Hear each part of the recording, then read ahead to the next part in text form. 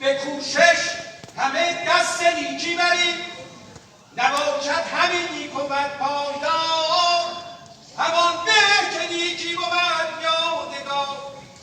نخست آفرینش خرد را شناس، نگهبان جان است و آن را سپاس تو چشم است و گوش و زبان، که از این سه رسد نیکومد بیگمان. بخشی از شاهنامه فردوسی رو براتون آغاز میکنیم. دژی بود که از خان دیدی سپید، بدان دژ ایرانیان را بود امید.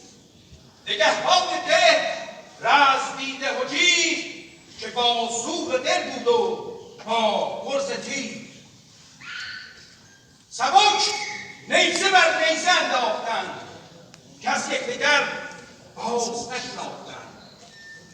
بزد بر زمینش چو یک تخت کوه، به جان و دلش اندر آمد ستوه. عقل جواهر سخن کهن، معلم کتاب یعنی ابوالقاسم فردوسی طوسی. داستان امروز ما داستان رستمه، داستان شجاعت‌ها و دلیری‌ها، عشق‌ها و لبخندها، غم‌ها و شادی‌ها. داستان عشق رستم به تحمیله، داستان سهراب و گردآفرید توسط بنیاد فردوسی فرزند ایران. چو ایران نباشد تن من نباد.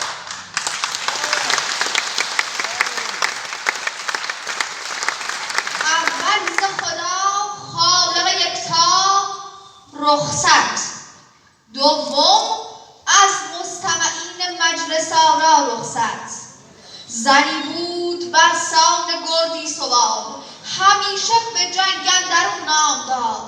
کجا نام او بود گردآفرید، زمانه ز مادر چنین نامید. چنان ننگش آمد به کار هژیر، که شد لاله رنگش به کردار قیر. بپوشید دل استواران جنگ، نبودن در آن کار جای درنگ. نهان کرد گیسو به زیر زره، بزد بر سر ترگ رومی گره. فرود آمد از دژ به کردار شیر، کمر بر میان بادپای به زیر. به پیش سپاه اندر آمد چو گرد، چو رعد خروشان یکی ویله کرد. که گردان کدامند و جنگ آورند، دلیران و کار آزموده سرند. چو سهراب شیراوژن را بدید، بخندید و لب را به دندان گزید. چنین گفت کآمد دگرباره گور، به دام خداوند شمشیر و زور. بپوشید خفتان و بر سر نهاد، یکی ترگ چینی به کردار باد. بیامد دمان پیش گردآفرید، چو دخت کمند افگن او را بدید. کمان را به زه کرد و بگشاد بر، نبد مرغ را پیش تیرش گذر. به سهراب بر تیر باران گرفت، چپ و راست جنگ سواران گرفت. برآشفت سهراب آمدشنگ، برآشفت و تیز اندر آمد به جنگ. سپر بر سر آورد و بنهاد روی، ز پیکار خون اندر آمد به جوی. چو سهراب را دید گردآفرید، که بر سان آتش همی بردمید. کمان بزه را به بازو فکند، سمندش برآمد به ابر بلند. سر نیزه را سوی سهراب کرد، عنان و سنان را پر از تاب کرد. برآشفت سهراب و شد چون پلنگ، چو بدخواه او چارهگر بود به جنگ. عنان برگرایید و برداشت بست، بیامد به کردار آزرد و شست. زدود سنان آنگهی دار بود، در آمد بدو هم به کردار دود. بزد بر کمربند گردآفرید، زره بر برش یک به یک بردرید. چو آمد خروشان به تنگ اندرش، بجنبید و برداشت خود از سرش. رها شد ز بند زره موی اوی، درفشان چو خورشید شد روی اوی. بدانست دانست سهراب که او دختر است، سر و موی او از زر افسر است. شگفت آمدش گفت از ایران سپاه، چون این دختر آید به آوردگاه. زنانش چنینند ایرانیان، چگونات مردان جنگ آفران. بدانست کاوی گرد آفرید، مران را جز از چاره درمان ندید. گرد آفرید برخاست و گفت گیسوان من مایه بدنامی توست. دو لشکر میبینند که من دخترم. بدو روی بنمود و گفت ای دلیر، میان دلیران به کردار شیر.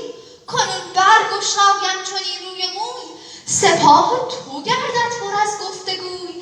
که با دختری او به دشت نبرد، همانا وقت اندر آرند کرد.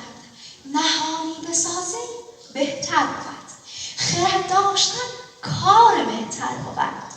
گرد آفرید سلاح دگر ساز کرد، غمزه چشم و ناز ابرو، افسون سخن چنان که دل و دین از سهراب مرد.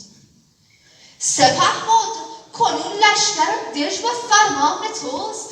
نباید گه آشتی جنگ جست، دژ و گنج و دژبان سراسر تو راست.